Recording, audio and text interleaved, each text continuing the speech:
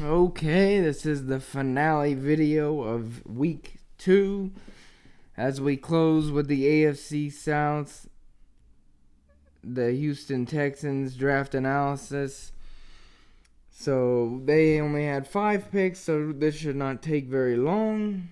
Their first pick was in the second round, 40th overall. They drafted Ross Blacklock, defensive tackle out of TCU. I gave it a B minus because I wasn't really impressed by his stats or the fact that he missed 2018 with an Achilles tear. That is not a good injury to come back from. However, 2019 wasn't miserable. It just, in my opinion, is not a standout season. I do not think he's not very good when he faces a double team. He seems like strength and power wise, he's not the strongest one on the field. He's very inconsistent. He needs to work on hand placement, and the fact that he could be eliminated from a play relatively easily is something of deep concern. I give it a B minus because there is some potential and it's a need. However, if they really wanted to address the defensive line need with this pick specifically, I think they would have been better off going with AJ Epinesa, as it would have been a better counterpart with Watt. However, they went with Blacklock, which in my opinion, if they shouldn't have used this pick for him, they have other needs on their team, like offensive line or wide receiver. And it's getting to the point where I feel bad for Watson because they're not getting him help either on the offensive line or wide receiver or tight end. And frankly, if I was Watson, I would have a hard time re-signing with this franchise, this organization. They've drafted horribly for a very, very long time. They make a lot of mistakes. They don't balance their needs right, and frankly, they've really never had a good offensive line. So, questionable pick here, in my opinion. I don't know if it was the biggest and best move they could have made if you look at their needs. But that being said, the guy has some potential, but I still think there were better guys on the board for the need.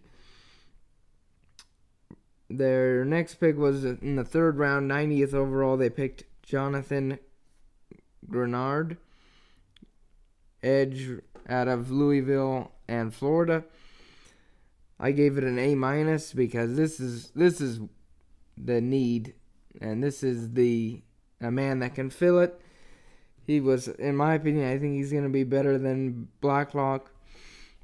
He was at Louisville for 3 years. Then he transferred to Florida his senior year, and he showed progress each and every year.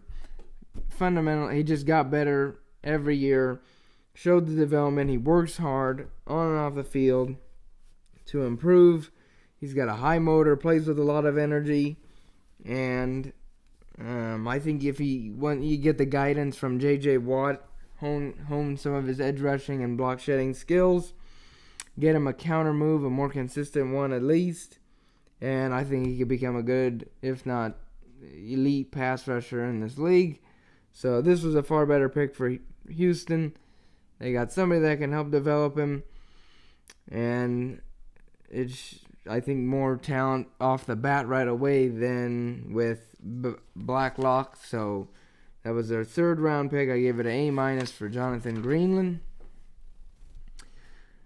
Then in the fourth round with the 126th pick, they drafted Charlie Heck, tackle out of North Carolina, so they finally went offensive line.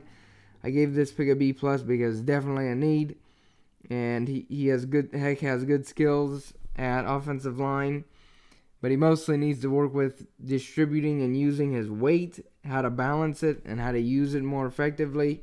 He needs a little bit more core strength to better his control and prevent him from being pushed around.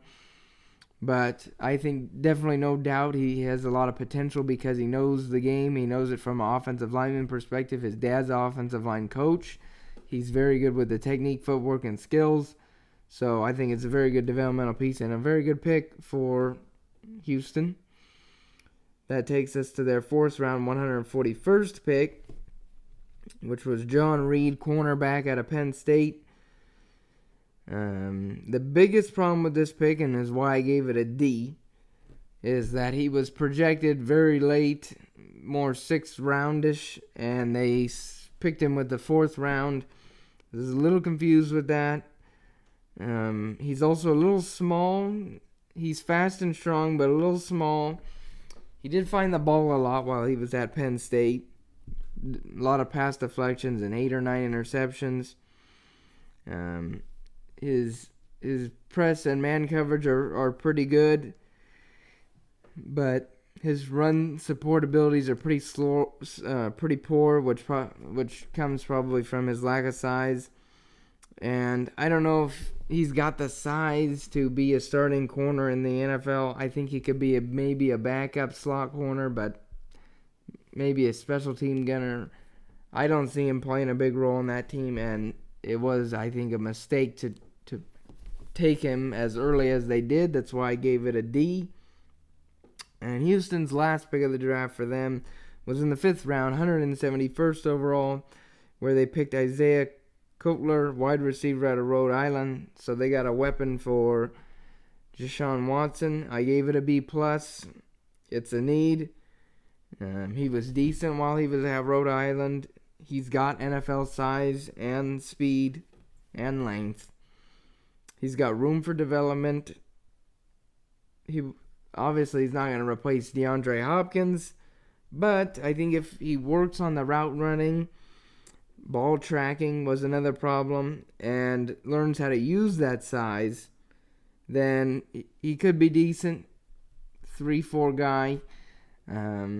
But he's got the size, so I think he could be a wide receiver 3 or 4 at the max of his potential, which is not bad for a 5th round wide receiver. He could be pretty dependable. So overall, not bad. Texans, they only had 5 picks. I gave them a B- because of that fact, and because of the fact that they picked a few guys, in my opinion, overdrafted, along with picking some guys where it's very questionable pick and didn't necessarily address the needs in the order they should have.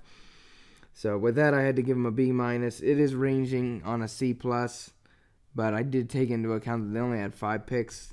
So B- overall, no home runs, and a lot of developmental pieces. So B-, and that does it for week 2 of my podcast.